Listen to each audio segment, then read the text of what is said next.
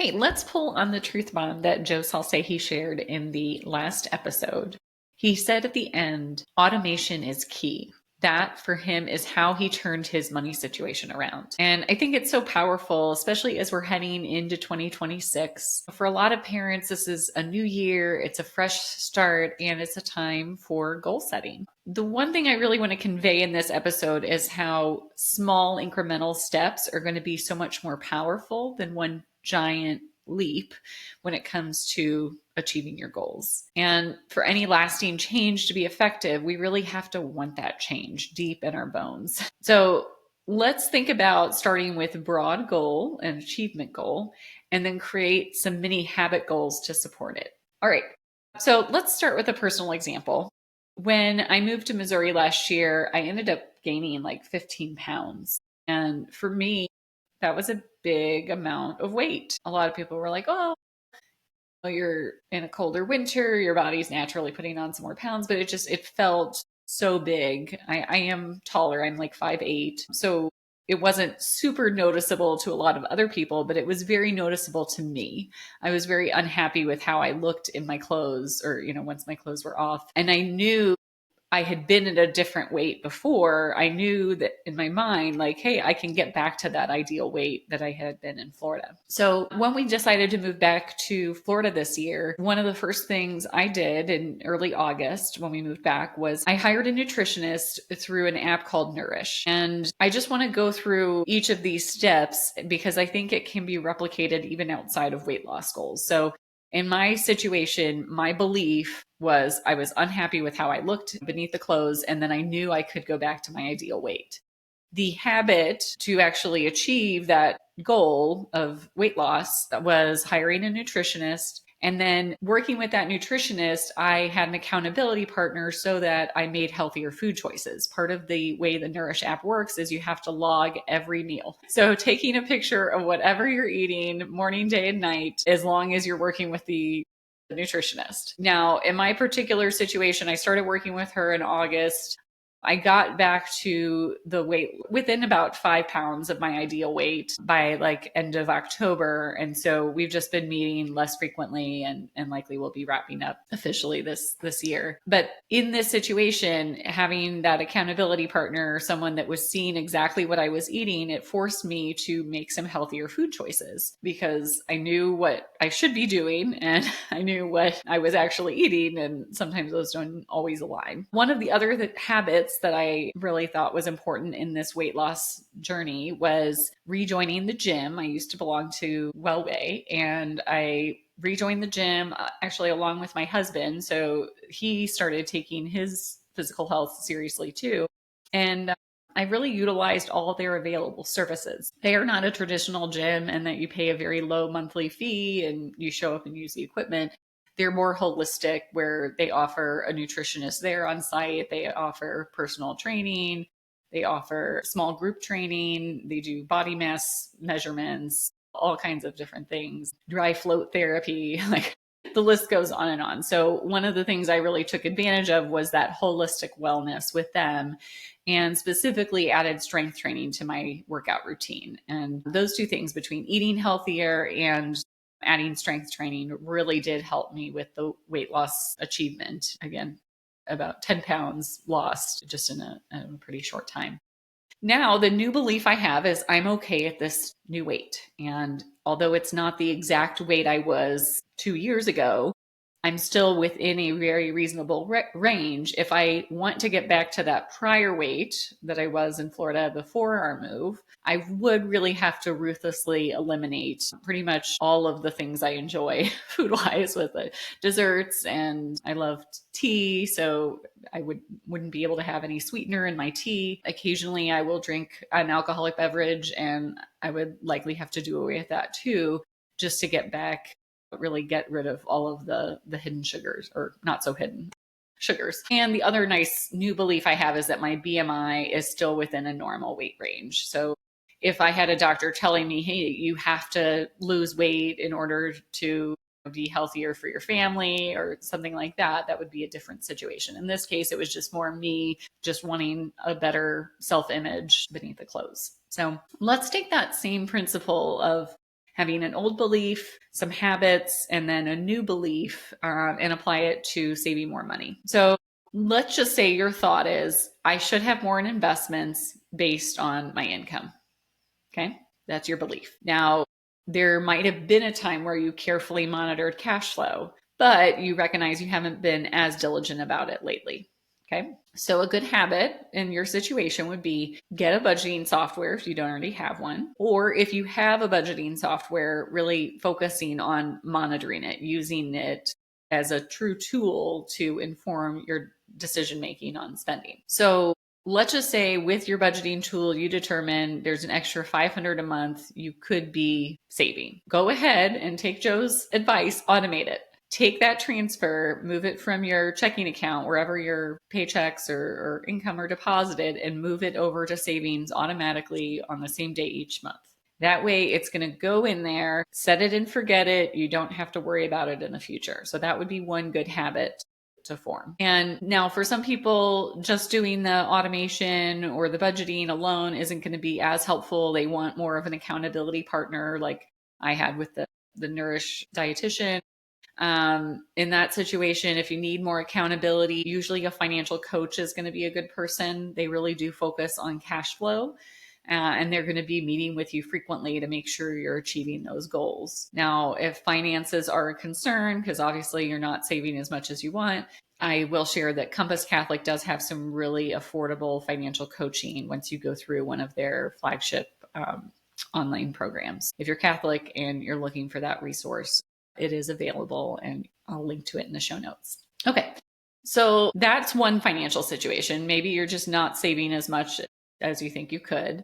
Now, another situation could be maybe you and your spouse aren't, or you are saving enough, but you haven't really seen the growth of the investments like you think you should, right? So you're not quite sure about asset mix and if you could be taking on additional risk in your investments. So maybe for you and your spouse, you would like to retire earlier, but you don't even know if that's realistic based on your current plan. Now, one of the habits you could do to support that goal of really maximizing the investment return would be to hire a certified financial planner, holistic fiduciary one like myself, and you'll really be able to go to that person and they can assess your current situation and then point out the blind spots. So I'm not doing this as an advertisement for my services. I'm just one of many holistic certified financial planners. You can go to XY Planning Network if you want to find others. APFA is also another good resource. All of us are fee-only fiduciaries, and we do focus on the whole picture, everything that affects your taxes, to your investments, to estate planning, insurance, all of that. All right. So regardless of who you go to, just figure out, okay, get an independent viewpoint from that person, help them point out the blind spots. And then that person will also help you really get an appropriate investment mix. So regardless of whether your accounts are held at an employer-sponsored 401k plan or in an IRA that the advisor is managing, whatever vehicle they're in, that doesn't matter as much. It's saying, hey, based on where you're at in your life, what are your values? What are your goals? What's your preference for risk? They'll be able to analyze that and give you more of a defined asset mix and then make suggestions on the investment changes you might want to make in the future. So the habit would be, again, hiring the certified financial planner. And then the new belief that you'll have as a result of doing that is, hey, we don't have to do this alone. We have someone else who's independent, can provide a very experienced viewpoint on our situation. They've worked with lots of different clients and understand that there are unique situations in every family, but they have a lot of knowledge on figuring out ways to help you reach your goals. And the other new belief you might have as a result of working with an advisor is that you're being a better steward of the gifts God's giving you. Okay, so let's take a quick break. If you are looking for a one-on-one relationship, you want a fee-only trusted fiduciary. I also happen to be a CPA, financial planner. Happy to have you schedule a consult with me. I'll link to that in the show notes. I will be opening sometimes in the new year and would love to have a chat. Okay, let's talk about goal setting and whether it's still relevant today. I did write an article at the beginning of 2021 called "Is Goal Setting Relevant?" And unanimously, I believe yes. Now, there are a lot of different ways of going about goal setting, and I'm going to draw on different people who either wrote a book on the topic or in this case, like when I wrote the article, I had just finished Jeff Gowen's mastermind group. It was his last group. It was done in 2020. And, it was interesting. Even though I wrote it back in February of 2021, a lot of these same ideas are still ringing true today, several years later. So one of the things that I just want you to know, if you're kind of anti-goal setting or just don't understand the reason behind it, is that if you don't engage in the goal setting, usually you can become aimless or unmotivated. It can just be really hard to kind of figure out where your true north is. And there's a very fine line between having a solid financial plan, but also clinging to it so tightly. So we don't want to be at either extreme where we're like, hey, this plan is intact and there's nothing that can change it. We want to be able to adapt as new circumstances arise. So again, when we think about working with a financial planner, the benefit is that they're keeping that plan in there, but they're able to adapt to whatever changing circumstances. If you have a new goal or you have to revise the goal, whatever it is, we're able to easily do that in our software rather than you trying to figure it out in an Excel spreadsheet. So one of the suggestions that Jeff had to our 2020 mastermind group, this was in December, he gave us an assignment, and it was to write a congratulatory letter to ourselves that's dated 1 year later. So I had never done anything like that before. And quite honestly, I found it refreshing. At the time, I was really into writing, and I haven't been as into writing since my mom passed away a few years ago. But I would encourage you, if you're at least open to it, give it a try.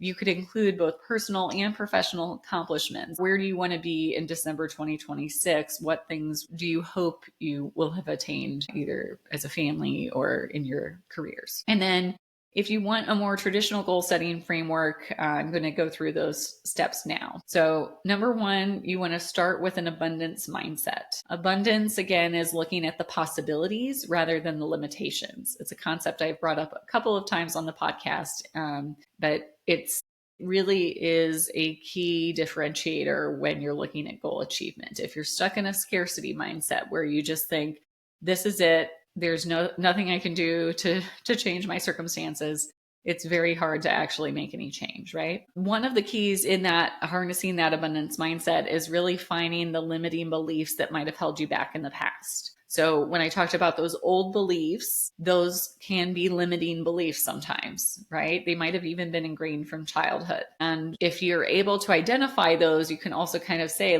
okay, why are they limiting? What would be an unlimited belief? Something that is giving me more freedom and flexibility. The other thing I'd encourage you to do as a second step is really examine your definition of success and use a lens of your values. A couple episodes ago, I did talk about values again more. It's a consistent theme through the work I do at WorthyNest, but it is so important to understand what do you really value as a family, especially if you're married, you and your spouse, what kind of core value do you share? Or core values. And every person's definition of success is going to be very different. But along the way, you can use that to inform what I like to call a family mission statement, where you're really thinking aspirationally about where you want your family to go and how those values are going to be integrated into it. Okay. So that third step is creating a family vision statement. And you're doing this because as a parent, you're the leader of your family. If you're married, you and your spouse are leaders of your family, okay? I really hope you do take time to listen and have some moments of self-reflection, because it's going to be so valuable as you head into the new year. And this is a habit that you could start now that you carry with you in the years to come. So one of the other pieces of traditional goal setting is the SMART goals. And I'm sure a lot of you have heard of this already, but I'll repeat it just in case you haven't. The goal needs to be specific, measurable, achievable, relevant, and time-bound. Those are the 5 main criteria of a SMART goal, okay? So specific, you don't want to just be like, hey, I want to lose weight. You want to be saying, in my case, I wanted to lose 15 pounds. Measurable. Well, how am I going to measure the goal of weight loss? In my case, I was stepping on the scale and seeing how much my weight changed, right? Now, if I was taking it every single day, sometimes I could get frustrated that I wasn't making more progress. But if I just did it like once a week, I could see, yes, things are trending down, or no, things are staying the same. Achievable, again, you don't want to set, like in my situation, I wanted to lose 15 pounds because I knew that's an ideal weight that I had been at before. If I had set a goal for like 50 pounds, that would be a lot for me, especially on my body type already. It just wouldn't be achievable. So in your situation, you've got to really think like, okay, what's something I can do that's going to be a significant difference in my life, but is also something doable and manageable. Relevant would be another criteria. So just making sure it's consistent with the overall values for you and your family. So in my situation, after talking with the nutritionist about what normal weight loss looks like, I had defined a goal by the end of, I believe it was end of September, that I was going to get back to my ideal weight. It took me a little bit longer than that. It was closer to end of October, but that's okay. In fact, I was out for Halloween on October 31st, and I was trying to put on this dress that I had previously worn like 2 years ago. And unfortunately, I just could not get it zipped up. I even had my young kids zipping it up. I mean, it was just not going to happen. And that was a wake-up call for me, because I said, you know what? It's okay. I still lost 10 pounds. I just can't lose that stubborn 5, and that's all right. And I'm okay with my weight as it is now. In your situation, if you're trying to, let's just say you're in that first example, you're trying to save $6,000 more in 1 year. The incremental goal is saving $500 a month over the next 12 months. So starting in January. Okay. All right. Inevitably, obstacles are going to come up, and it's at that time that we can use some different tools. One of the books I love is called Finish by Jon Acuff. And then I also love Your Best Year Ever by Michael Hyatt. These are both older books, so they're not going to be AI generated. And when I say older, like a few years older, they're not like from the 1950s or anything. But both of those books, they bring different perspectives on goal setting. Michael is a little more structured with the goal setting framework. And John, if you've ever seen Jon Acuff's work, he's a very funny guy. I just love the humor he brings to anything around goal setting or perfectionism, whatever. So in Acuff's case, he says to make the goals fun. And for me, it was a wake-up call, because I can be a very serious person most of the time. But when I'm like, hey, this can be fun, let's see how much weight I can lose in this time, right? And then the other thing is to use mini celebrations to keep that motivation strong. So years ago, like I talked about the debt avalanche versus debt snowball method when it comes to paying off debt.